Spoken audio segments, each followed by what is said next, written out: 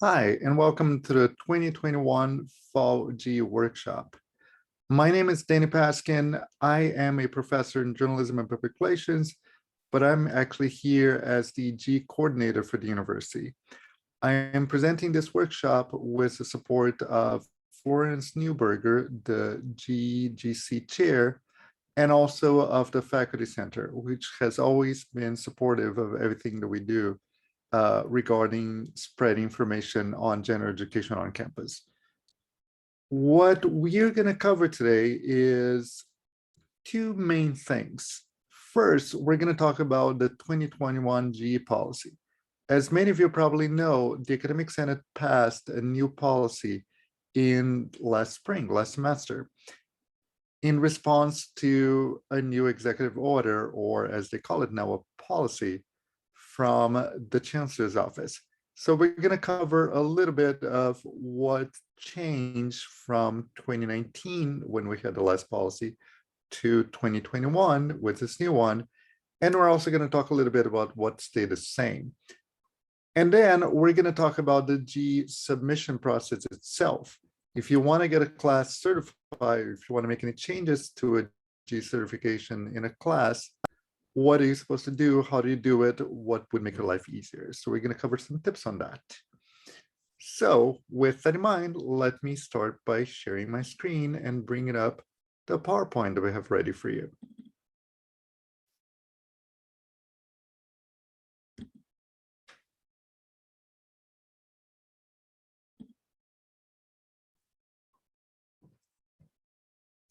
So as I said, we're going to start with the G policy.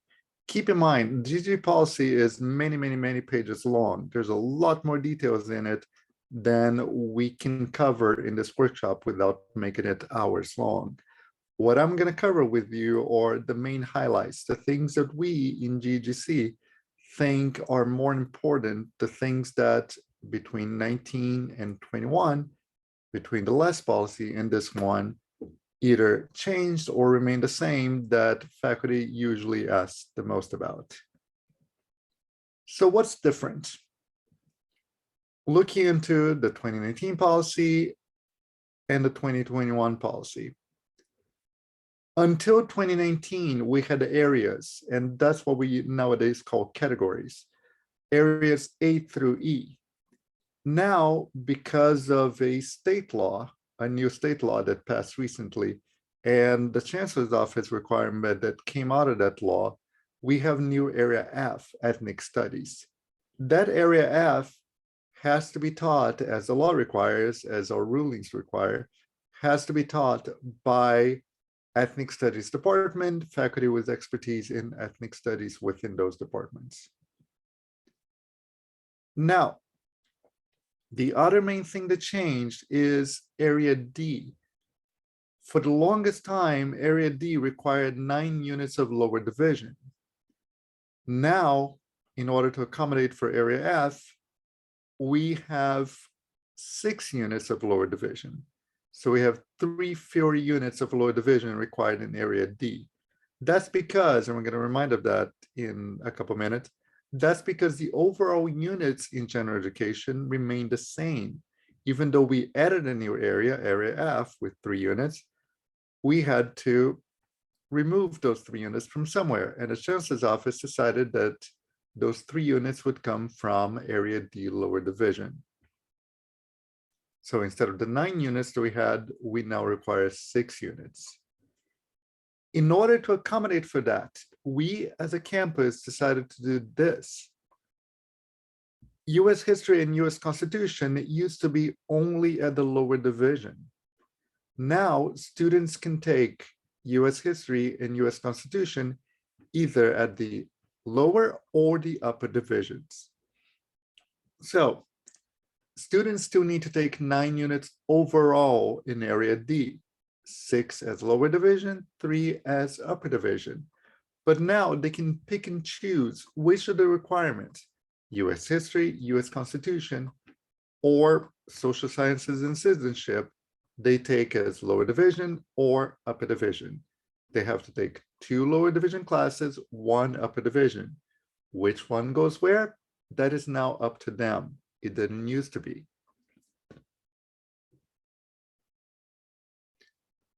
Now, one other thing to keep in mind, and this is more if you're applying for G certification, if you're trying to get a class certified for upper division, B, C, or D. With the last policy, we had a number of requirements because of different languages in different places that made it so. Until the last policy, until 2019, you had to, for an upper division B, C, or D class, you had to have 60 units, the entire foundation, and one explorations course completed in order for your class to be certified as upper division as a prereq. So students in that policy or that policy require the prereqs to be all three of those things. Now, with the latest policy, we cleaned that up a little bit. We made it a little bit more simple. We made it a little bit more easy and straightforward. Now, if you're applying for upper division, B, C, or D, the only thing you have to require as a prereq is 60 units, AKA students have to be juniors in order to enroll. The rest of what we had listed before is no longer a requirement. Of course, you can add to that.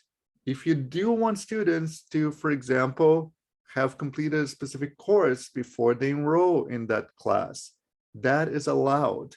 We started allowing that in the 2019 policy, and we still allow for that. So if you have major specific prereqs for an upper division G class that you want to tack on this, you are welcome to. The 60 units, the junior standing, is the minimum prereq that GEGC requires, that the G policy requires, in order for your class to be certified. But if you want to add to that, it is completely up to you and your department. And the other change, the more procedural change, if you are thinking about requesting a writing intensive class, a WI class, until recently, those requests were reviewed by GEGC. They would have to be submitted by your dean's office to GEGC. Now, recently, we decided to change that. We are now sending those requests to GORC, the GOR committee, because that's more GORC's area. They're the ones that talk about writing intensive. They're the ones that talk about the writing requirements. So we decided, and the Academic Senate agreed and approved that for the time being, any writing intensive requests will be reviewed by GORC. So if you're thinking about doing that, please check GORC's website. They have now information on how to submit those requests, and they have their own form, which is slightly different from GEGC's form that specifically addresses writing intensive requirements. So if you think about doing writing intensive, think about asking for writing intensive requirements, please go ahead and look for GORC for that. So those are the main changes that we in GEGC saw between the last G policy and the new one. Again, there's a lot more in the policy itself. There's a few more tweaks that happen. We don't have time for that here, but I encourage every single one of you, if you're interested, to go and read it and see what changed between last time and this time. Now, what about the stuff that stayed the same? There are a few main things that would stay just the same between the last policy and this one. Like I said, we still require 48 units of G overall. That has not changed. Students do not need to take more units or fewer units with the changes made. The new area F was incorporated into our program, still keeping the 48 unit cap on the number of required Gs. We still require 3 units in upper division D, aside from the 6 units of lower division in the same area D. Remember, the lower division units change, but the upper division stay the same. The big change as we discussed, though, is that those 6 units of lower division and the 3 units of upper division can be in either social science, US history, or US citizenship. They can play by taking those anywhere they want to. Students are not required to take the US history and US citizenship requirements at the lower division anymore. That is up to them, however fits their needs, however fits their preference better. Our G program is still divided into foundation, exploration, and upper division. Foundations are the golden four, the A1, A2, A3, and B4. Exploration is everything else at the lower division. Upper division is your upper division B, C, and D, those 9 units. That has not changed at all between 2019 and 2021. For applications for certification, we are still requiring area-specific GSLOs. I'm going to show you in a couple of minutes when we talk about the G website where to find those. You can also find those at the Academic Senate's website. Those are things that you have to include in your G request for certification. They talk about specific requirements for each sub area. If you want a math class, if you want a social science class, if you want a US history class, those are the things, some of the things that you have to require. We're going to talk about those in a second. And as I said, areas A through F, F being the new ethnic studies area, are still evaluated by GEGC. Those are still going to send to us. Only writing intensive now goes through GWAR-C. So that's honestly all about the G policy. With that in mind, if you are thinking about requesting G approval, G certification, how do you go about that? Here's some tips on it. The first big tip, and probably the biggest tip of all, is go to the G faculty website. That is a website that's managed by GEGC. We update the content of the website, and we try to keep it as up to date as possible with information on how to proceed to get certification. That is the full address in order to get to that website.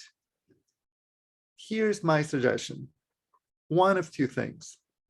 Either go there the first time and bookmark it, or if you don't happen to have that address at hand, if you're using your phone instead of your computer or vice versa, where you had the bookmark originally,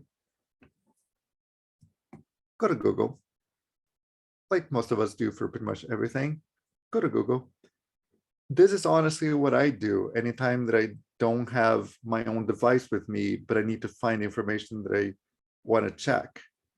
I go to Google, I type in CSULB G faculty, and you're going to notice that the very first hit that you're always going to get is the Faculty General Education G CSULB link.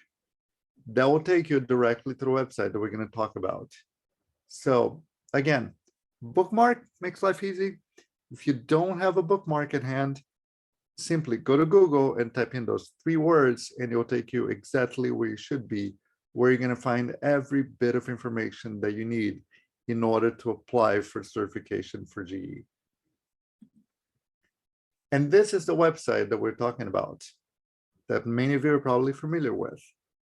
This is where we put as much information as possible without confusing anybody that would be useful for a G application process or for G in general. You're going to find on the left side some tabs, including G requirements, including a list of previous courses approved for G, including contacts. On the right side, you're going to see a list of the GELOs, the G learning outcomes that we talked about a few minutes ago.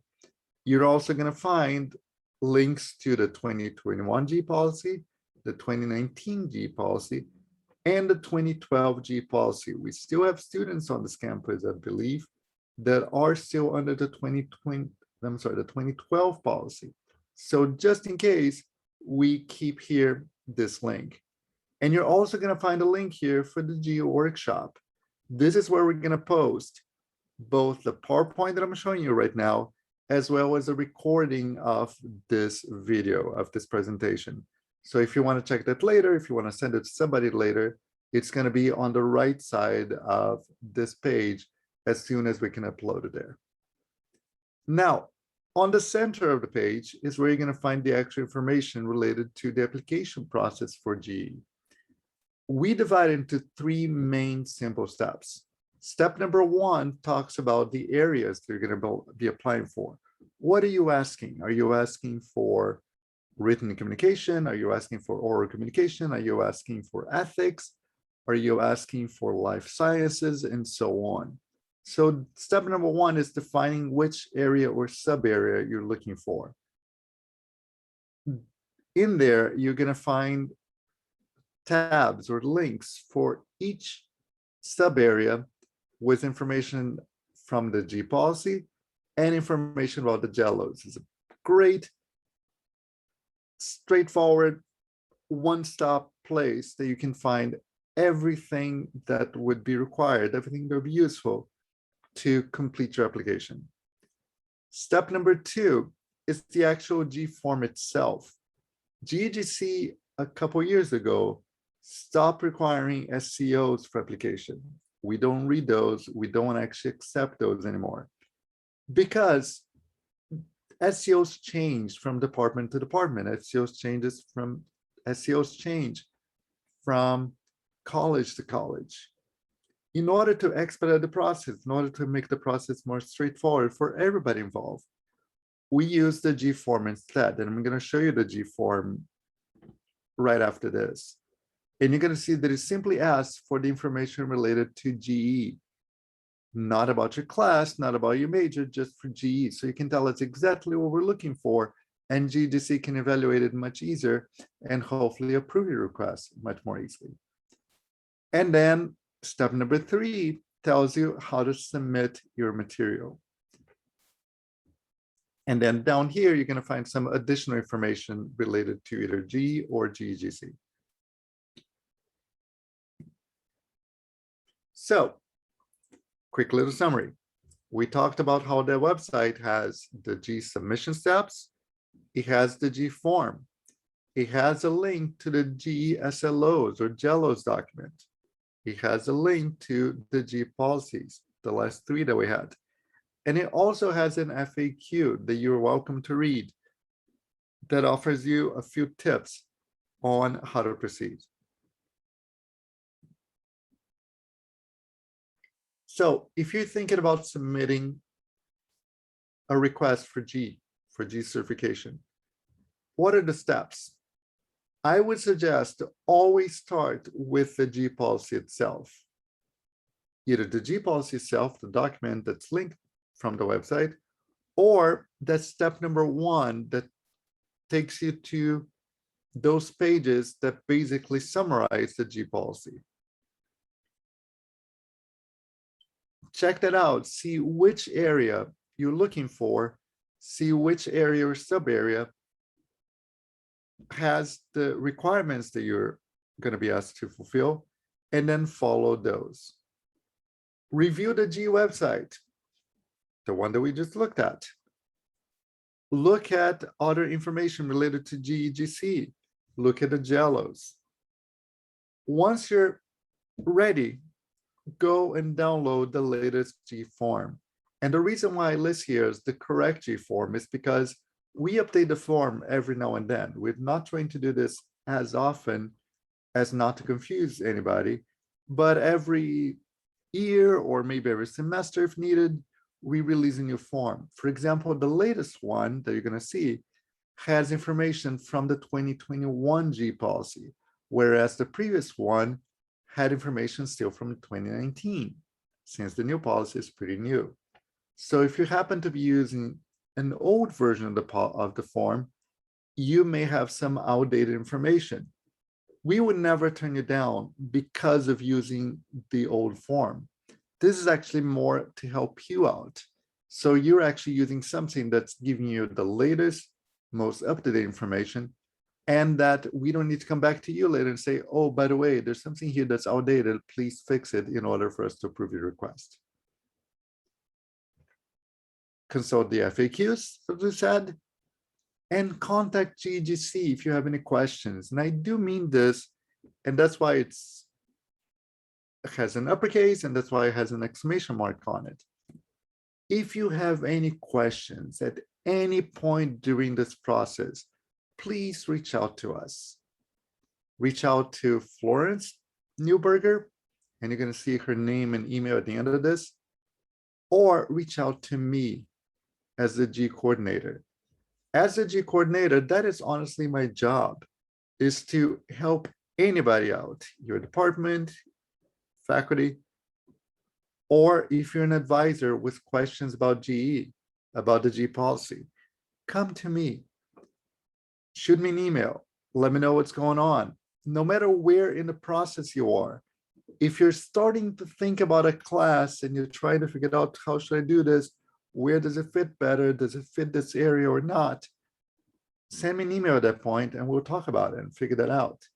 Or if you already received approval from your college, but now you're trying to make sure that your application is completely ready for GEGC review, you're welcome to shoot me an email again and ask me those questions. At any point, contact me, contact the chair of GEGC, Florence Newberger, and we'll be happy to help you with anything.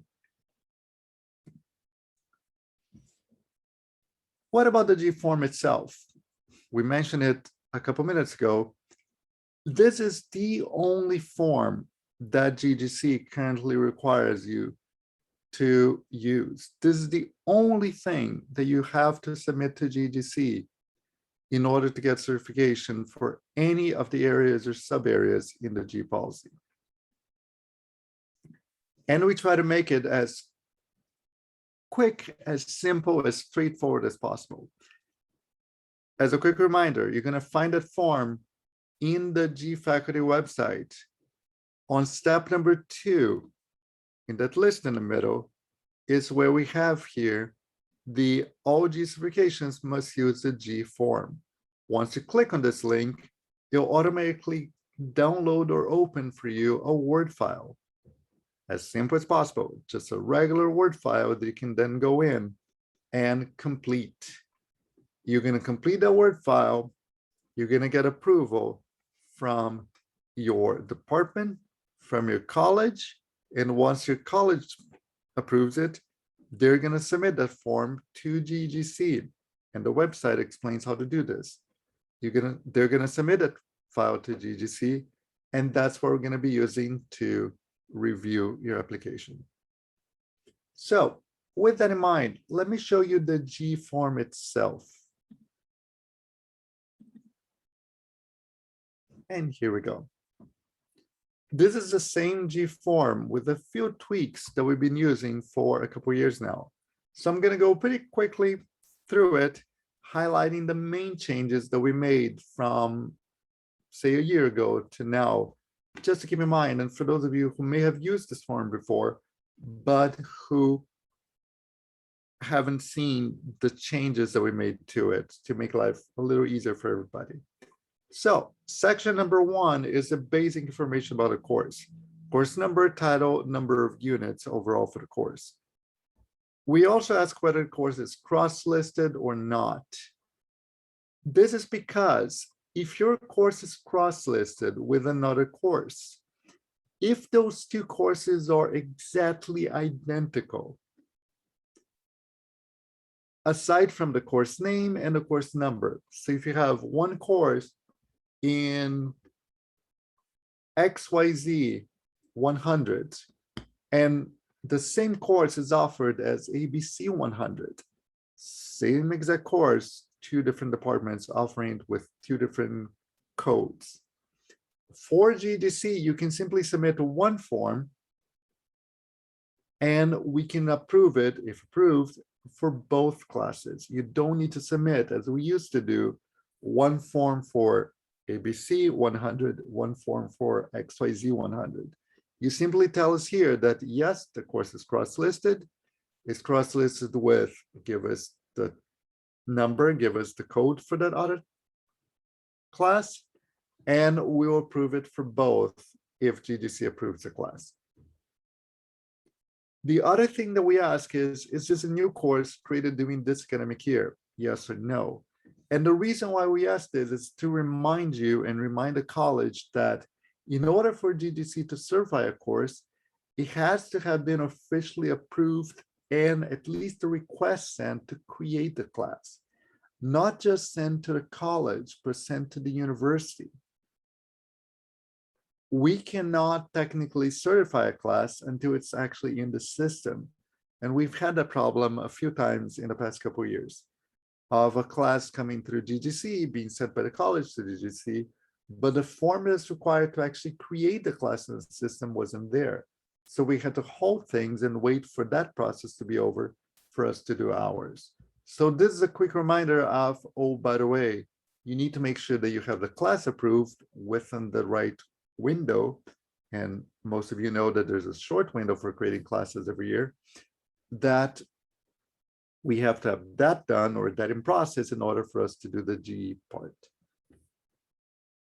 Section 2 is a catalog description. This is the description that you put for class in the catalog that students read in order to decide, oh, do I like this class or not? Or the description that explains what the class is about, that short 40-word max description. Now, for GGC, some areas have specific prereqs. If you're asking for an explorations class, it has to require a prereq or a co-req from the foundations. If you have a specific foundations class that you want students to take, you can simply say prereq or co-req and list the class. If you don't have a specific one in mind, you can simply write exactly this statement in your box down here, and that's okay with us. So that's for your explorations courses. For upper division courses, we require every class to have as a prereq at least completion of at least 60 units, which is the same as saying junior standing. If you are asking for upper division B, C, or D, your class must have this as a prereq. So it must be added to the information down here together with the class description. Section 3 asks you what kind of class it is, lower division, upper division, foundation, exploration, and we actually give you a tip of which ones fall within those categories, because not everybody knows these and it's kind of hard to sometimes remember all of them.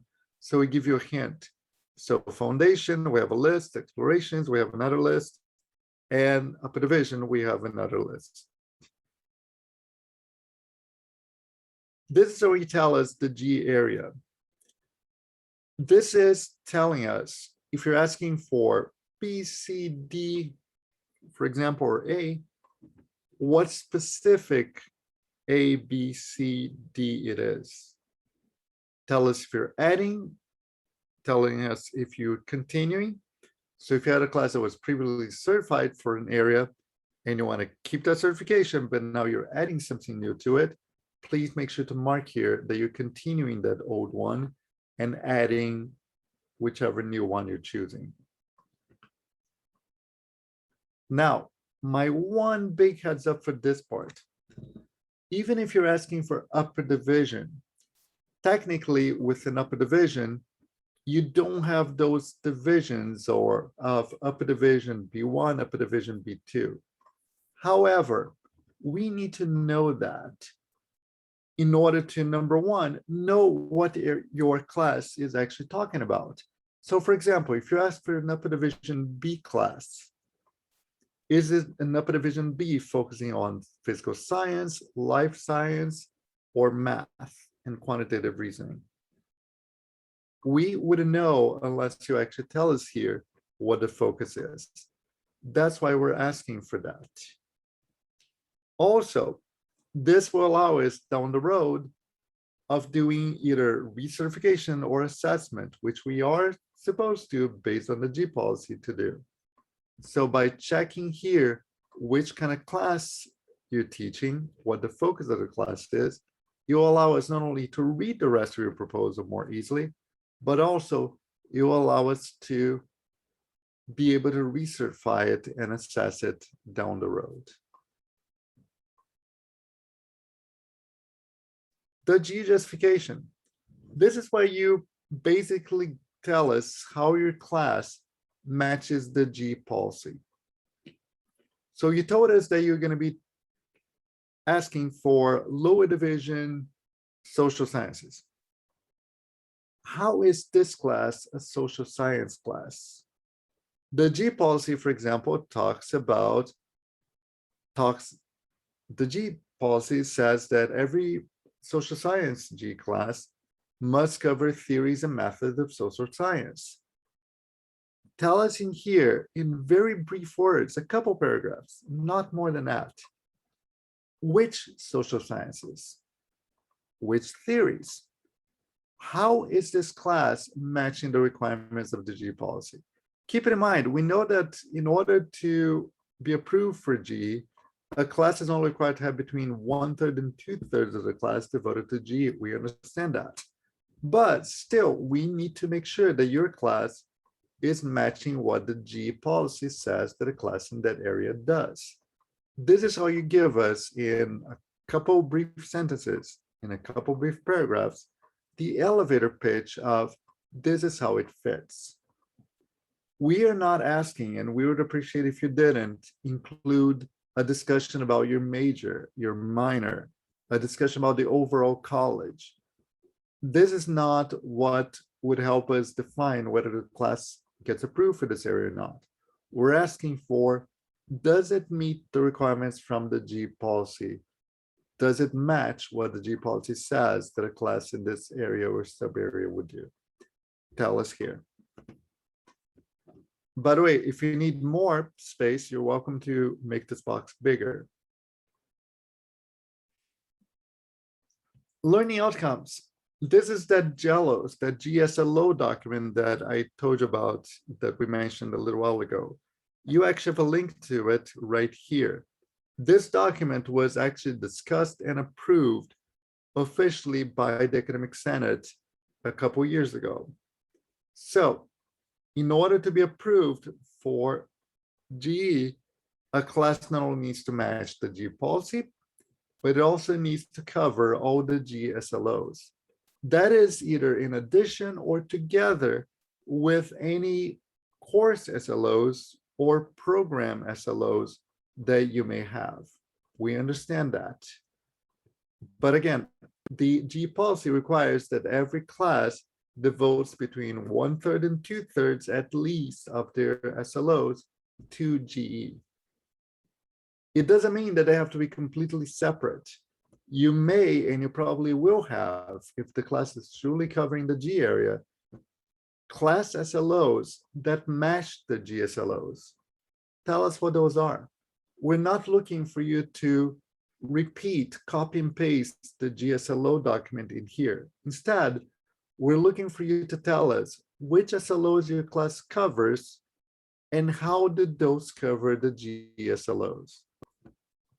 Look at your specific area, look at your specific GSLOs in the document, and then either match those with your class SLOs or tell us how they're going to be covered. The one request that we do make is, once you write the SLO, tell us then which SLO it matches within the GSLO document and numbering using the document. So the highlighted part that I have here right now, where it says area B4, GELO 3, if you were asking for a math class before, and you're telling us that this SLO that you have listed matches GSLO number 3, put it in parentheses or put it with a hyphen after the SLO that you listed. Anytime that that SLO covers area B4, GELO 3, make a note next to the SLO so that we in GEGC can go really quickly over your SLOs you listed down here and see whether you covered all of them and how you covered them. So if you told us that this matches that your course SLO matches this GSLO, we can quickly go, oh yeah, we see how that goes, or We may have a question about that for you.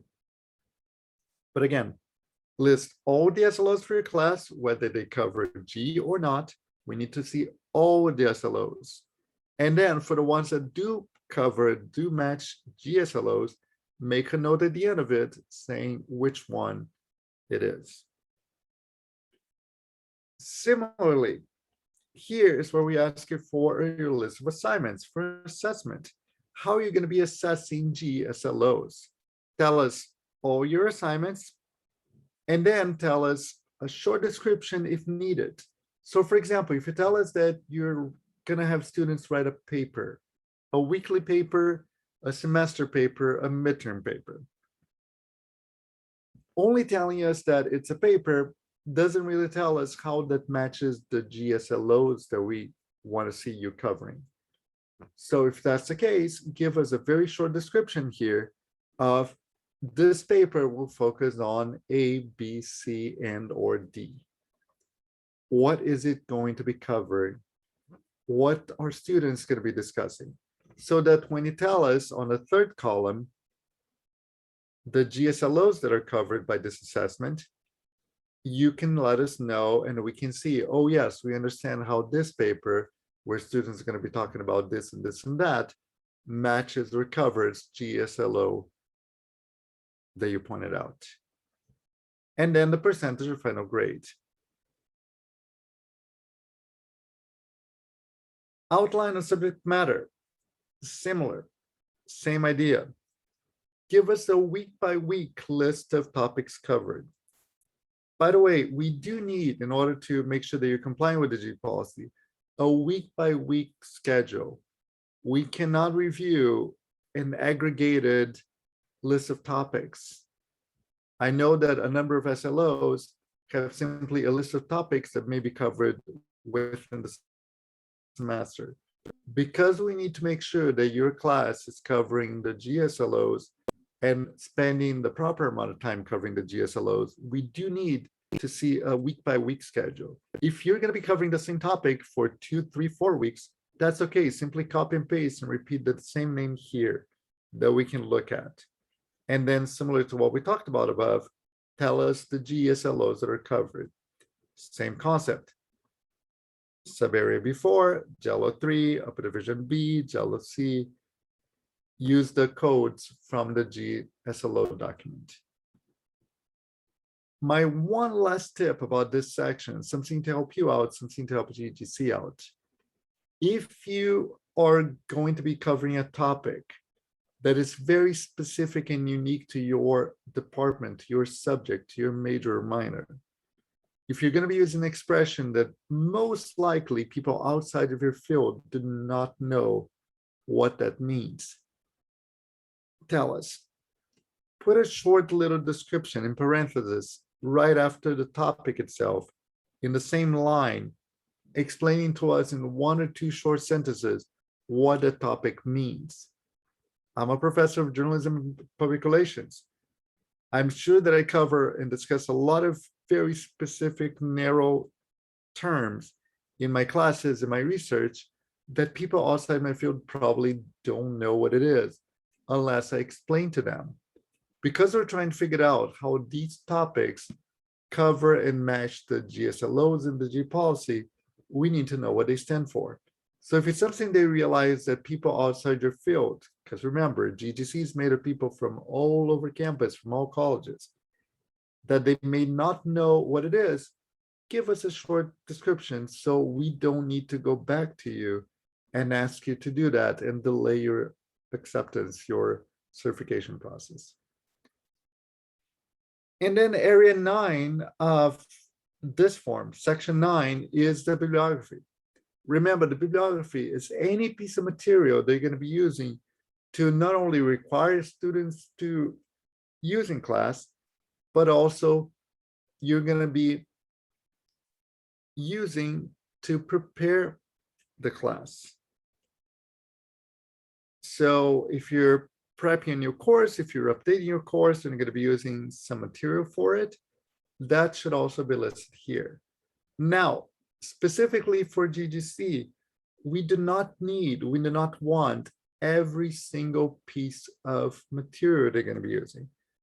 Only the ones that are specifically related to the G areas, the G categories that we're asking for, that you're asking us to certify you for. So if you're asking for C1, C2, if you're asking for humanities, give us just a listing of material, books, journals, videos, whatever you're using, that relate to, that show us how you're preparing this course to be a humanities course. Same for any other area or sub area. And then finally, the last page is an acknowledgement page to tell you this is what we're expecting of you, keep that in mind, and the signature page. My one tip for this, if at all possible, there's a note on the very top over here that says, if you can, try to leave this page separate from the rest of the document. Put a page break at the beginning of this. Here's why. If you submit this to us and GEGC reviews it, and we have some requests for changes, some updates that we need you to make to the form in order to get approved, we would never ask you to go back to your department, college, and get new signatures. If your course has just got new signatures, there's no need to go back and get new ones.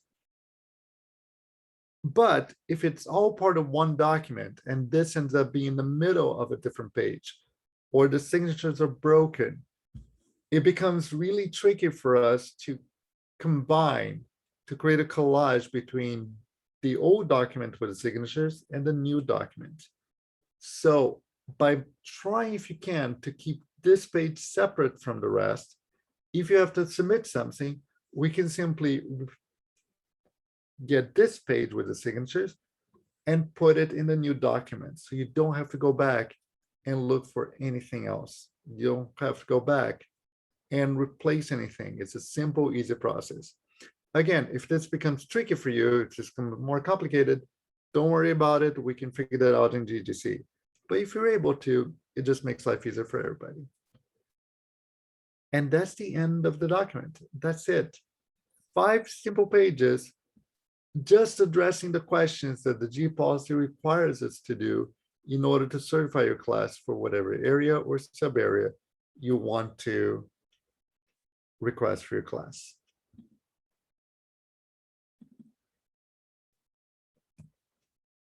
So we looked at the form, and that's it. That's all that we think you need to know in order to understand the latest G policy a little bit better compared to the 2019, and to submit a class for G approval. The last note that I'm going to remind you of is get in touch with us, reach out. You see in front of you my name, Danny Paskin, I'm the G coordinator, my address. You see the name and email address of the GEGC chair, Florence Newberger. Please reach out to her, me, or both of us with any questions that you may have. And once again, thank you to the Faculty Center for all their support. And if you have any questions or if you're interested in more of their programs, you can also see their email in front of you. On that note, I hope you appreciated this. If you have any questions, please let me know. Have a great, safe one, and see you all next time.